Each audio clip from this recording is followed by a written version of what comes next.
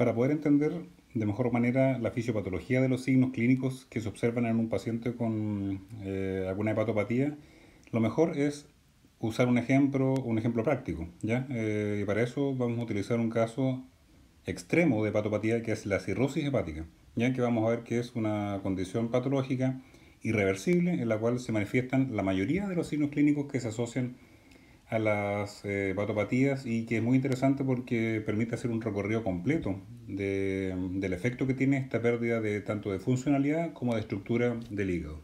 Veamos ahora entonces, antes de entrar al caso, qué se entiende por la cirrosis hepática. Si ustedes recuerdan, el hígado tiene una estructura de lobulillar, ¿cierto? Eran estas estructuras hexagonales que tenían una vena central en el medio, ¿ya? Una vena central eh, que era la llamada vena centrolobulillar, y en los espacios portas estaban las ramas que llegaban de la vena porta y la arteria hepática, y el conducto biliar que era el que sacaba la bilis desde el hígado. Entonces sabíamos que la sangre circulaba entonces desde espacio porta hacia la vena central. Cuando el hígado está sometido a algún daño agudo, por ejemplo algún daño tóxico agudo, una condición momentánea, el hígado tiene cierto de este daño, muchas veces a veces un daño necrótico, tiene la capacidad de repararse y se regenera en un corto periodo de tiempo y puede ser absolutamente funcional y sin cicatrices.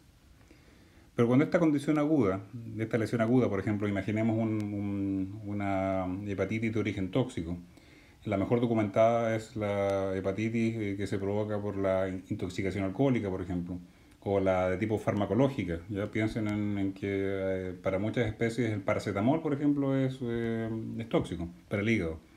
Cuando esta condición se vuelve crónica, este hígado pasa entonces a una etapa de daño crónico y la reparación que sufre este órgano ya no es una regeneración, es decir, una vuelta a la normalidad absoluta de la estructura, sino que el hígado empieza a repararse, pero de una manera imperfecta, por decirlo de una manera. La estructura original ya no retorna. Esa etapa inicial es la fibrosis, como dice acá, en la cual se empieza a depositar tejido conectivo en estas zonas que se dañaron y empiezan poco a poco a ocupar parte de la estructura lobulillar. ¿Ya? Esto que está marcado acá en color celeste corresponde a estas áreas de fibrosis. El hígado hasta ese punto todavía sigue siendo funcional. Recordemos que para que el hígado pierda una funcionalidad y se manifieste clínicamente su lesión, tiene que estar cerca del 80% del órgano dañado. Por lo tanto, la fibrosis, cuando en sus etapas iniciales no ocupa gran parte del volumen hepático, todavía puede ser funcional y prácticamente imperceptible desde el punto de vista clínico.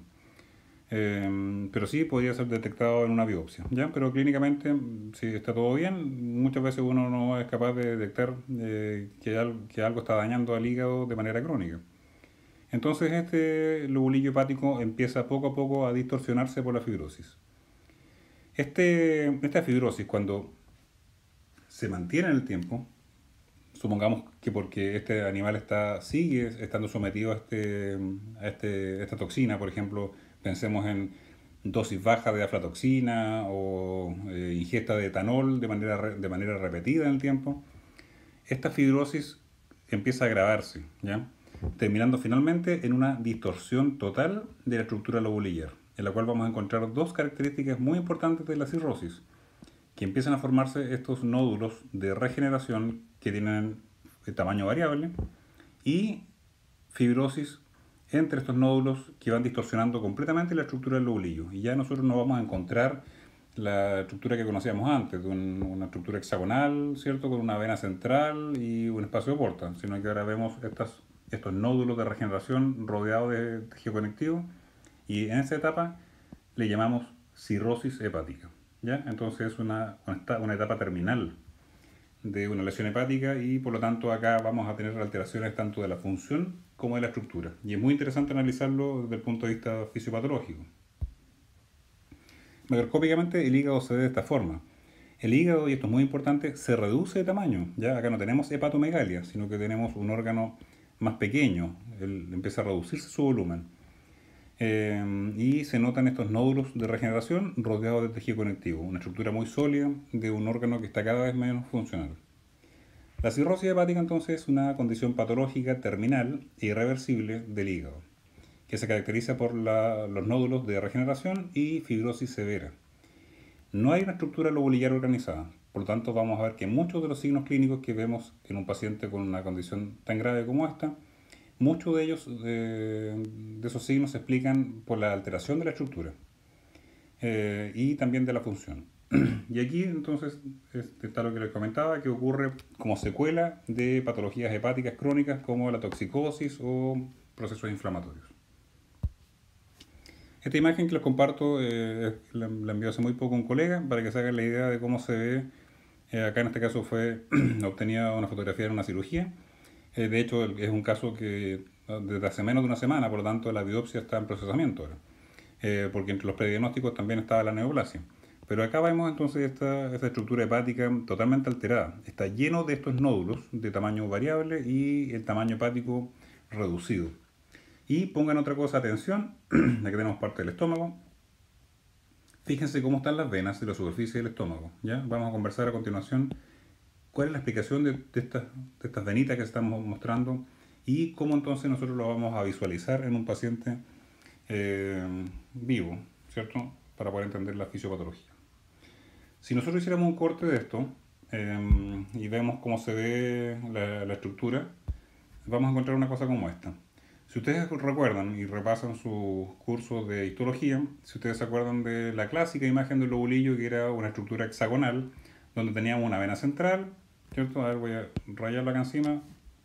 Una estructura hexagonal, ¿cierto? Donde teníamos una vena central y los espacios portas, ¿ya?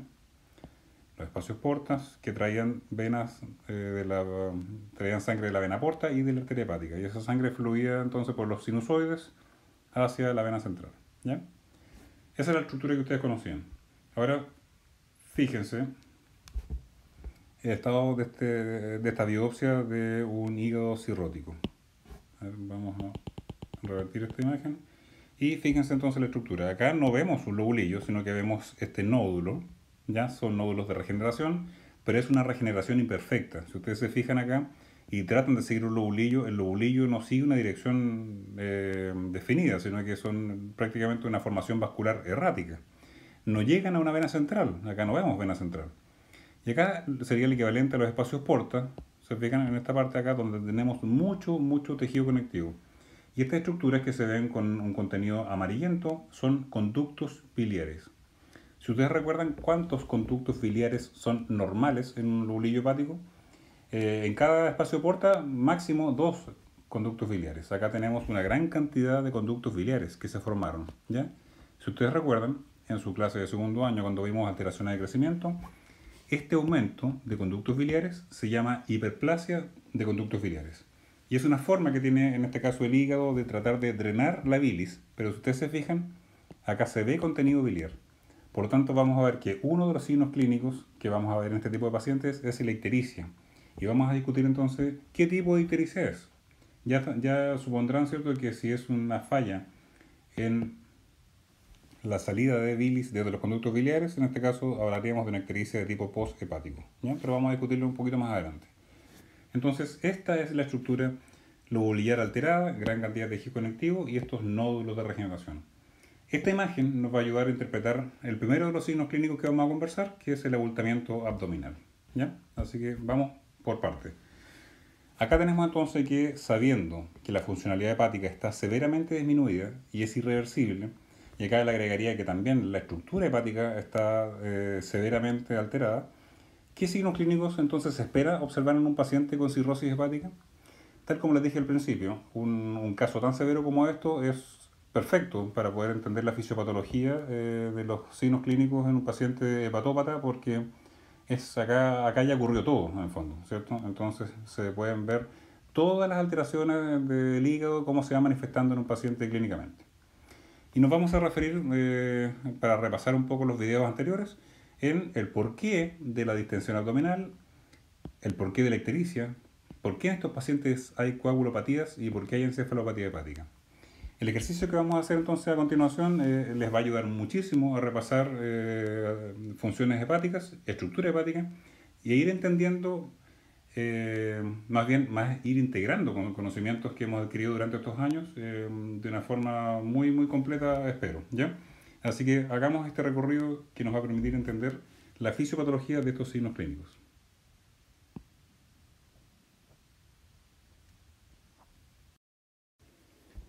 Nuestro primer signo clínico para conversar es la distensión abdominal. Para poder entender por qué un paciente cirrótico está con distensión abdominal, un punto muy importante es considerar de que acá en este caso la distensión abdominal o ese abultamiento abdominal no se debe a una hepatomegalia, ¿ya? Porque si ustedes se recuerdan lo que les comentaba hace un par de minutos, en un caso de un hígado cirrótico, el tamaño del órgano es más pequeño, ¿ya? Porque se empieza obviamente a atrofiar, a reemplazar parte del parénquima por tejido conectivo y tenemos estos nódulos de regeneración. Así que el hígado puede tener un tamaño normal a más pequeño, pero no es un órgano más grande.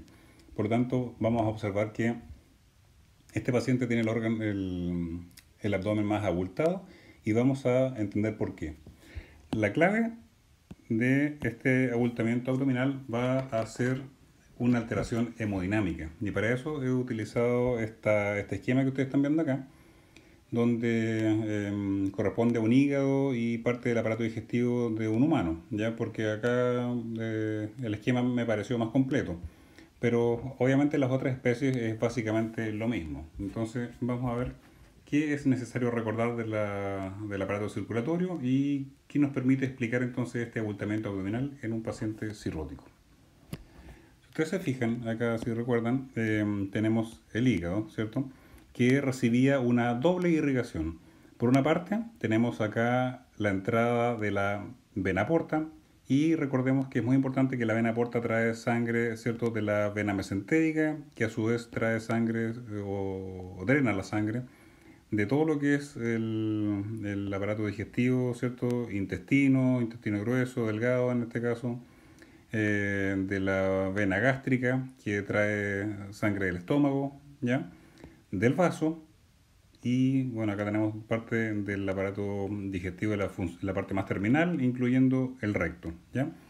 Todas estas venas forman finalmente la vena porta, que es esta vena que ingresa al hígado, se va ramificando y entonces va entregando sangre en todos los espacios porta de este lobulillo, ¿ya? A este nivel.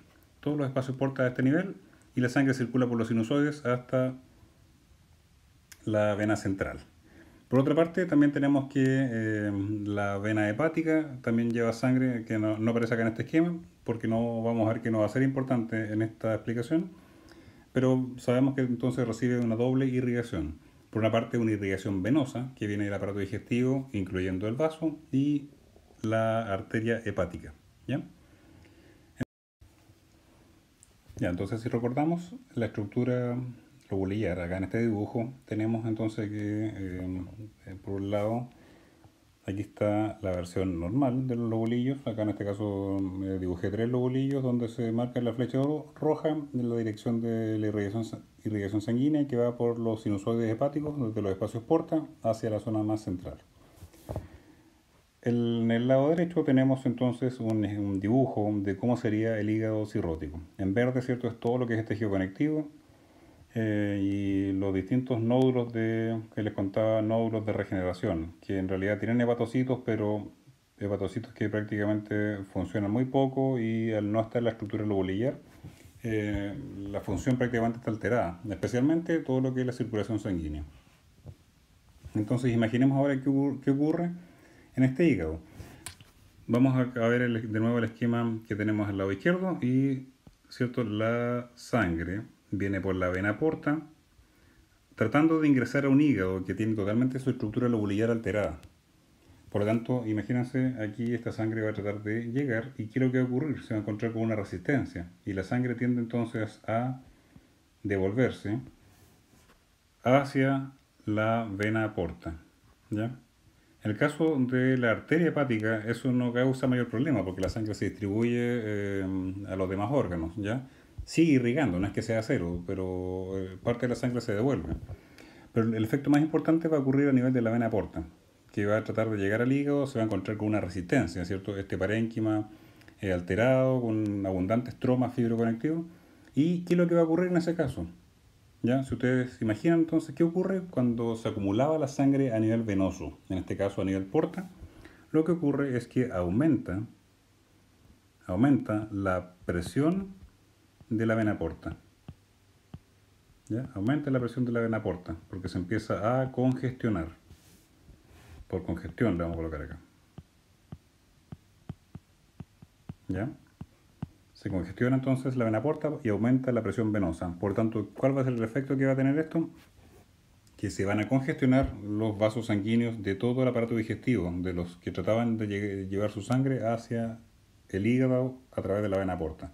Por tanto, ahí podría ser esperable de que tengamos una esplenomegalia, es decir, un aumento del tamaño del vaso por esta congestión, y podríamos también tener congestión de las venas que están acá a nivel de intestino, estómago, parte del intestino grueso y recto, ¿ya?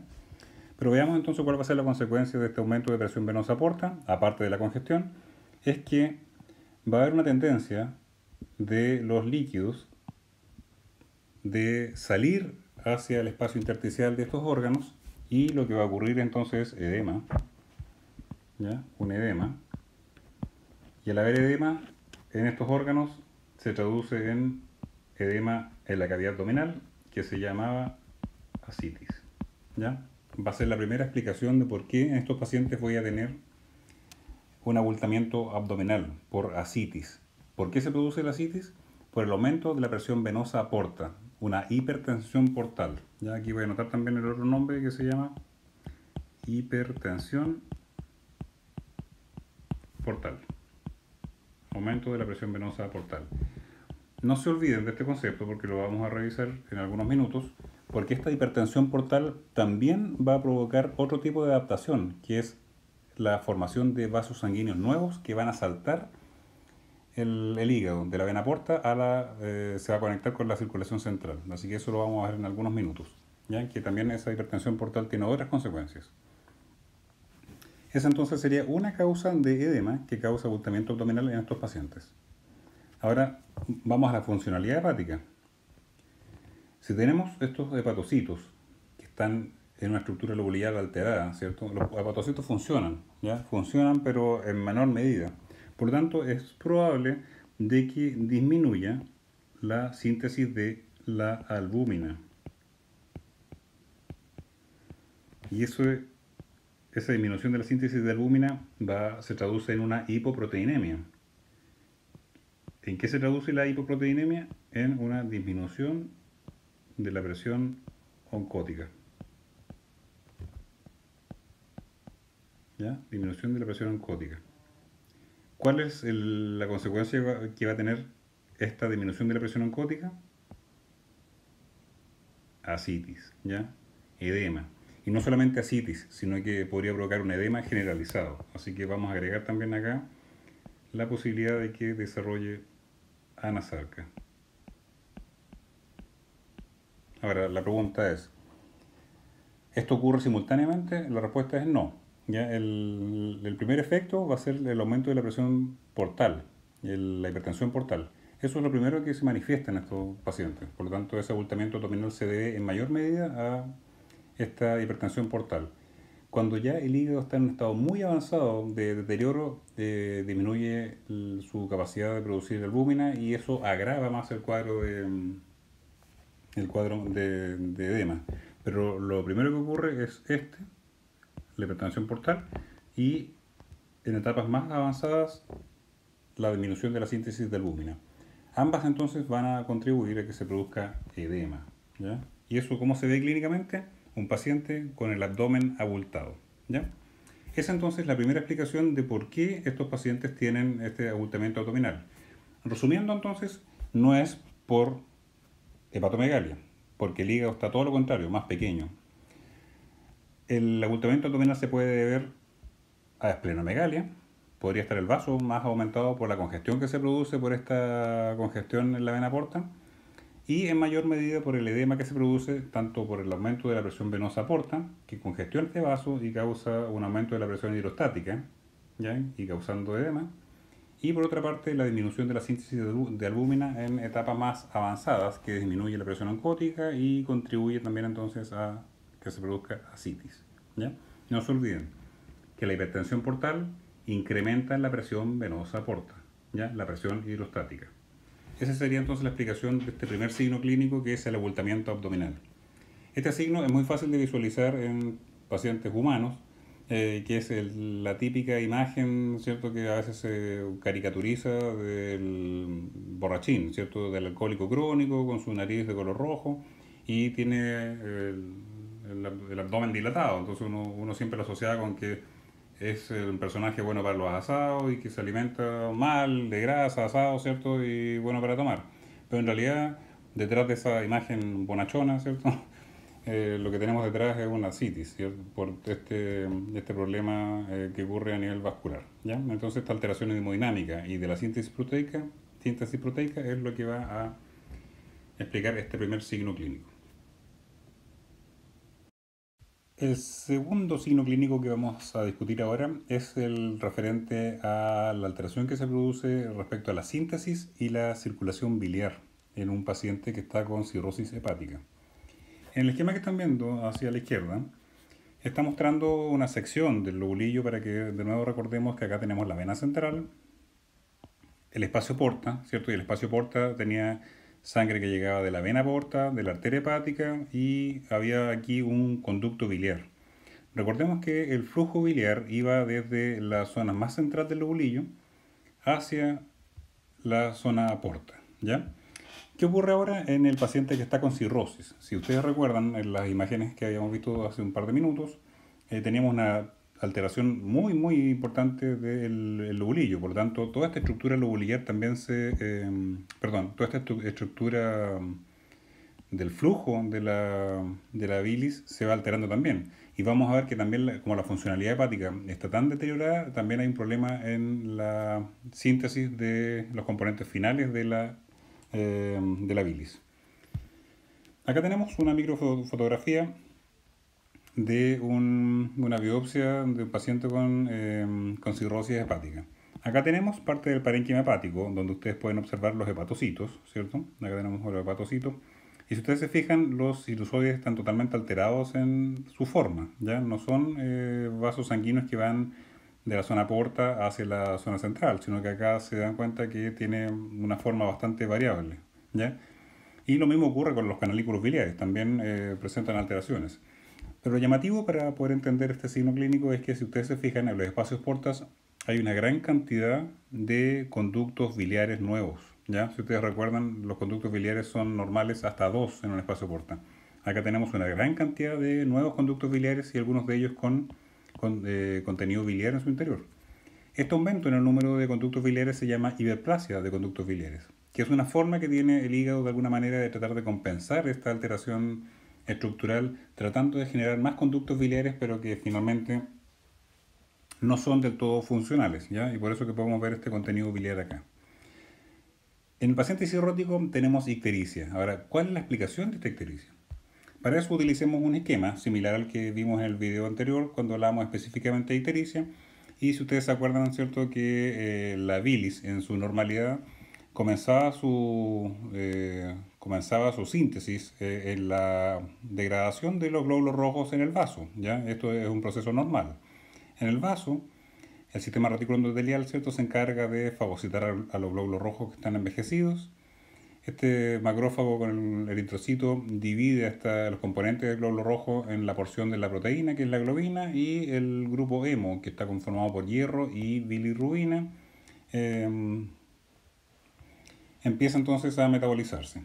Esta bilirrubina se combina con la albúmina, lo que se llamaba bilirrubina no conjugada, viajaba por la sangre, ¿cierto?, hasta el hígado, y en el hígado se conjugaba con ácido glucurónico. A partir de ese momento se llamaba entonces una bilirrubina conjugada, ¿ya? Entonces en el hígado ocurre la conjugación de la bilirrubina y que finalmente transita por los canalículos biliares, después el conducto biliar, vesícula biliar y pasa entonces al aparato digestivo, acá en este caso el intestino delgado, donde las bacterias convertían parte de la bilis en urobilinógeno, la cual salía por las fecas y un porcentaje menor se reabsorbía y es el que le daba el color a la orina.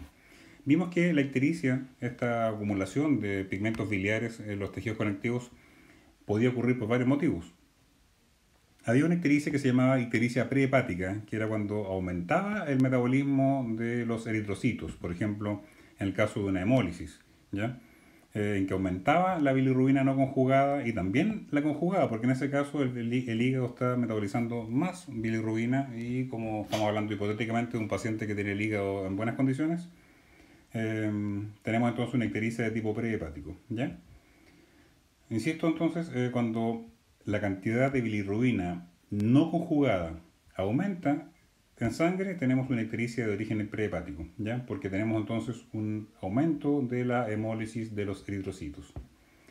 Una segunda situación era la ictericia conocida como ictericia hepática, en la cual teníamos que el hígado tiene problemas, ¿ya?, en conjugar la bilirrubina con el ácido glucurónico. Y ahí entonces hablamos particularmente de un problema que tienen los hepatocitos de realizar este proceso de conjugación. Cuando la ictericia se producía por esta causa, hablábamos de una ictericia hepática. Y ahora cuando esta síntesis de bilirrubina no conjugada era normal, al mismo tiempo la conjugación de la bilirrubina era normal también, pero había un problema en la salida de la bilis, por ejemplo, cuando hay algún tipo de obstrucción del conducto biliar o una alteración del lobulillo en la cual tenemos que se produce la llamada éstasis biliar, en el fondo se estanca la bilis, hablábamos de una ictericia de origen posthepático, ¿ya? Si recordamos entonces qué ocurre en un paciente con cirrosis hepática, vamos a encontrar de que tenemos dos tipos de ictericia. Una ictericia de origen hepático, ya que tenemos que los hepatocitos no están en condiciones de conjugar porque todo está alterado el lobulillo y también la funcionalidad hepática. No hay una correcta conjugación con ácido glucurónico, por lo tanto vamos a tener que la ictericia se produce por un origen hepático, pero al mismo tiempo esta distorsión del lobulillo, que provoca también una distorsión de todo el flujo biliar, va a provocar una ictericia de tipo posthepático, ¿ya? Pueden ocurrir simultáneamente todas, así, no es excluyente los tres tipos de ictericia, acá pueden ocurrir los tres. Pero en el caso de un paciente con cirrosis hepática, la ictericia va a ser de cirrosis hepática, la ictericia va a ser de origen hepático, porque no hay conjugación con ácido glucurónico, y lo que se logra formar también va a tener dificultades en su salida, una ictericia de origen posthepático, ¿ya? Esto entonces van a ser los dos tipos de ictericia que va a tener este tipo de paciente. Y esta es la fisiopatología, ¿ya? Esta es la fisiopatología, esto es importante de tenerlo en consideración.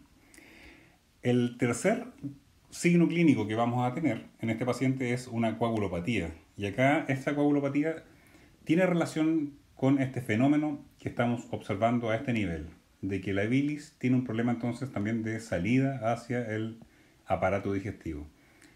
¿Qué tiene que ver entonces ahora en el fondo una ausencia o baja cantidad de bilis en el aparato digestivo producto de este daño hepático y del drenaje de la bilis?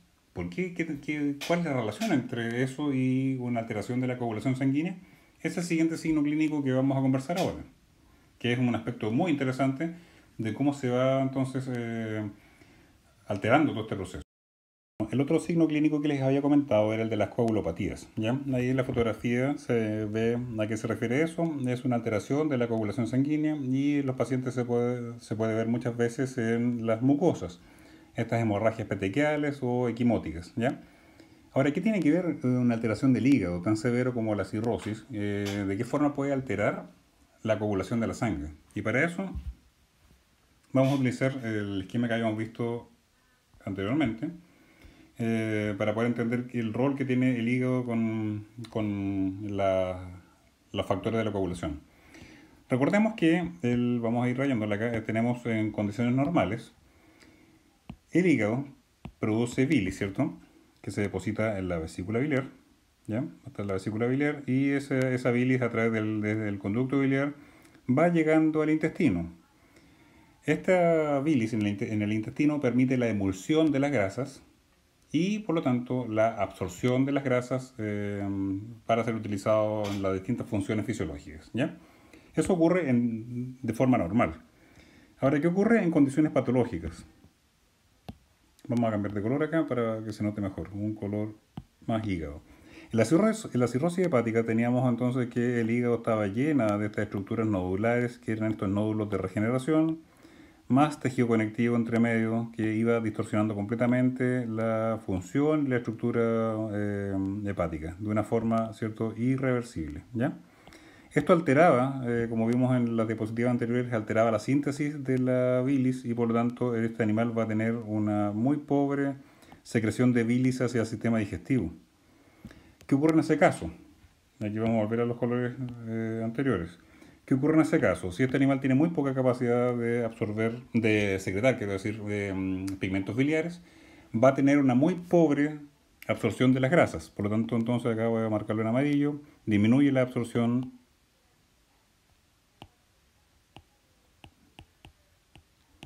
de los lípidos, ¿ya? Por lo tanto, estos lípidos van a salir a través de las fecas. Eso se llama esteatorrea, ¿ya? Fecas con contenido graso, ¿ya? Con contenido lipídico. ¿Por qué estas grasas no se absorben? Porque no tenemos una secreción biliar, por lo tanto no hay emulsión de la grasa y eso impide entonces que se absorban los lípidos por el aparato digestivo, ¿ya? Pero esa no es la única consecuencia. Eh, Ahora, ¿qué tiene que ver lo que les estoy contando? ¿Por qué la absorción de la grasa, con la secreción biliar? ¿Qué tiene que ver esto con la coagulación de la sangre? Y para eso entonces vamos a utilizar el siguiente esquema que viene acá, que nos recuerda un aspecto que quizás no tenemos muy presente respecto a la funcionalidad hepática.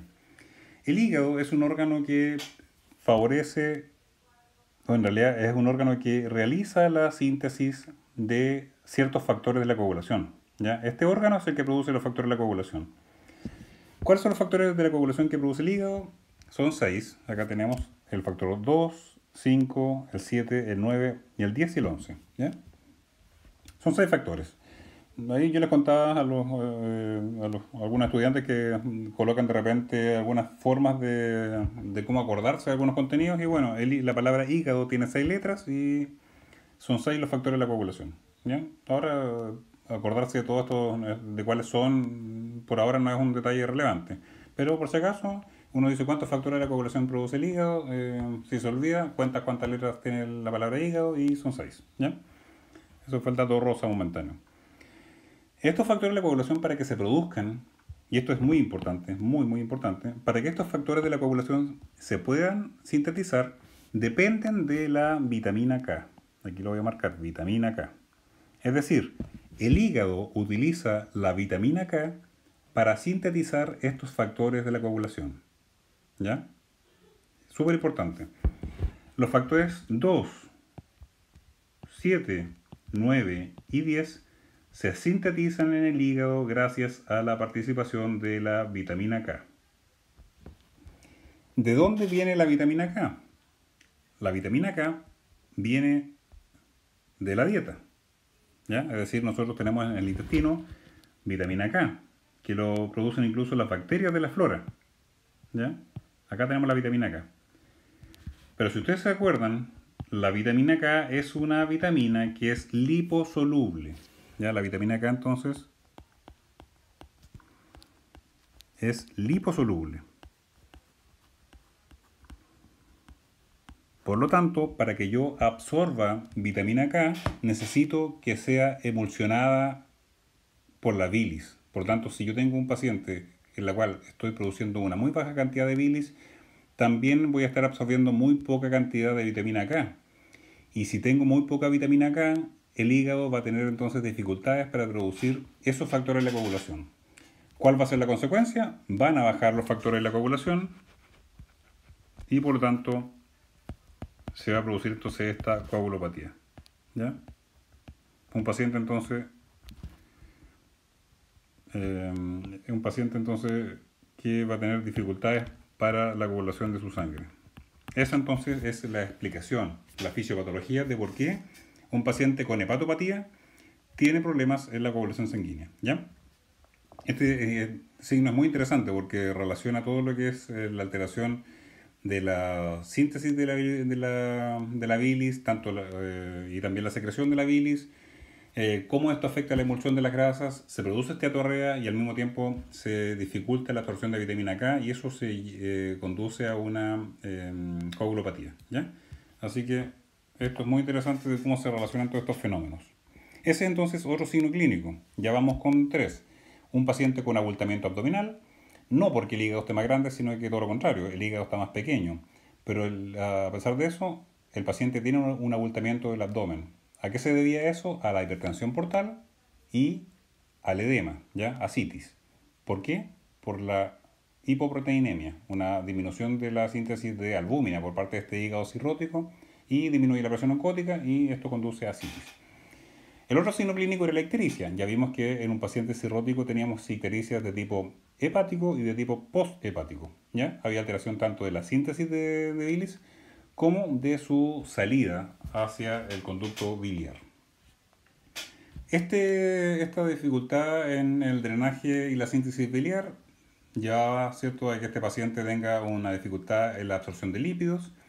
Entre los lípidos está la vitamina K, porque es una vitamina liposoluble, y esta vitamina K que no se absorbe va a alterar toda la síntesis de estos cuatro factores de la coagulación que produce el hígado, y en un paciente, ¿cómo lo veremos? Con una coagulopatía, la presencia de hemorragias petequiales o equimóticas en distintas partes, ¿ya?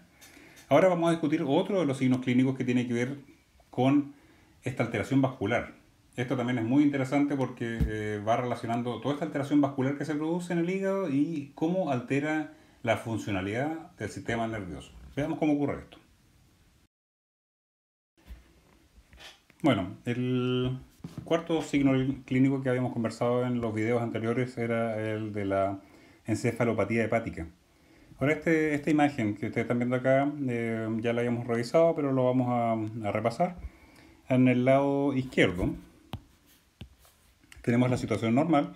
Si ustedes se acuerdan, el hígado, acá este es un esquema muy esquemático, donde se ve, ¿cierto?, el hígado con acá está el corazón, la irrigas, el drenaje venoso. Acá tenemos que el hígado a través de la vena hepática lleva la sangre hacia la vena cava y esa a su vez llega al corazón, ¿ya? Esa es la salida de sangre venosa. Y acá entonces ocurría un proceso muy importante. Vamos un poquito más atrás mejor. El hígado recibía sangre venosa desde el aparato digestivo a través de la vena porta, ¿ya? Aquí entonces esta sangre que viene de la vena porta también tiene amonio o amoníaco, dependiendo de la formulación química del pH, que es depurado de alguna forma en el ciclo de la urea en el hígado, ¿ya? Significa que este amonio llega por la vena porta y es transformado en urea por el ciclo de la urea y es eliminado por la orina, ¿ya? El amonio es muy tóxico. Y entonces a través de este ciclo el amonio se hacía menos tóxico y es eliminado por la orina. Eso entonces ocurría en condiciones normales. Por lo tanto, el hígado recibe el hígado recibe amonio, que viene de la vena porta, de la digestión, lo transforma en urea y sale por la vena hepática como urea, que va hacia la circulación sanguínea y riñón y se elimina por la orina. ¿Ya? Eso es muy importante. Recibe amonio y sale urea. ¿Qué ocurría en el paciente ahora con cirrosis hepática? Vamos a la figura que está al lado derecho. Este paciente con cirrosis hepática, vamos acá a dibujarlo a ver, vamos a rayarlo con verde. Este paciente con cirrosis hepática tenía una gran alteración de su estructura. Ya vamos de nuevo a dibujar estos nódulos que van alterando totalmente la estructura del hígado. Lo que ocurre en ese caso es que este hígado cirrótico empieza a convertirse en una especie de resistencia para la circulación de la sangre. Es decir, la sangre que viene por la vena porta con su amonio se va a encontrar con una resistencia para circular por el hígado, ¿ya? Y esto con el tiempo obliga de alguna forma a este sistema a que vaya creando nuevos vasos, unos vasos bypass, ¿ya? Los llamados bypass o shunt portosistémico, es decir, conecta la vena porta con la vena cava o la vena hepática. En el fondo se salta al hígado a través de esta bypass y llega directamente la sangre desde el aparato digestivo hacia la vena cava y llevando entonces el amonio sin pasar por el ciclo de la urea, ¿ya? Entonces esto es muy importante, lo voy a repetir de nuevo. La sangre que viene del aparato digestivo va con una alta cantidad de amonio, ¿cierto? Que en condiciones normales tenía que pasar por el ciclo de la urea y salir por la vena hepática como urea hacia la circulación. En el caso del paciente con cirrosis, esta sangre que va a llegar por la vena porta se encuentra con una resistencia, ¿ya? No, y eso, ¿se acuerdan que provocaba hipertensión portal? Esa hipertensión portal producía, ¿cierto?, que aumentaba la presión de la vena porta y teníamos ascitis, ¿ya? Ese era el otro signo clínico que habíamos conversado antes. Pero esta misma hipertensión portal, producto de esta resistencia, va induciendo la formación de nuevos vasos, ¿ya? Que se saltan la vena porta y se conectan directamente a la vena hepática o a la vena cava. Y por tanto este amonio que viene de la digestión pasa sin procesarse hacia la circulación sistémica. Por lo tanto voy a tener esto, amonio circulante, ¿ya? Amonio circulante, que llega al sistema nervioso central. ¿Qué ocurre en el sistema nervioso central? Ya vimos en el video anterior de encefalopatía hepática, ¿cierto?, que terminaba provocando un agotamiento de los componentes que participaban en el ciclo de Krebs y aumentando la cantidad del neurotransmisor glutamato, ¿ya? Para más detalles revisen el video que les subí anteriormente, pero lo que me importa en este caso es que sepan, en este caso de una cirrosis hepática, todos los signos clínicos que estaban ocurriendo y terminamos con este de la encefalopatía hepática, ¿ya? Espero que les haya quedado claro, es un caso muy interesante, como les contaba al principio, de una lesión severa, irreversible en el hígado, que nos permite hacer todo este recorrido fisiopatológico que nos ayuda a reforzar los contenidos que hemos estado viendo, ¿ya? Espero entonces que les haya quedado claro. Cualquier consulta, yo estoy acá atento al correo y a la posibilidad de que armemos un foro para que conversemos sobre este y otros aspectos que no les haya quedado claro. Estamos en contacto entonces, chicos, y espero que todo entonces ande bien, ¿ya? Nos estamos viendo virtualmente por ahora.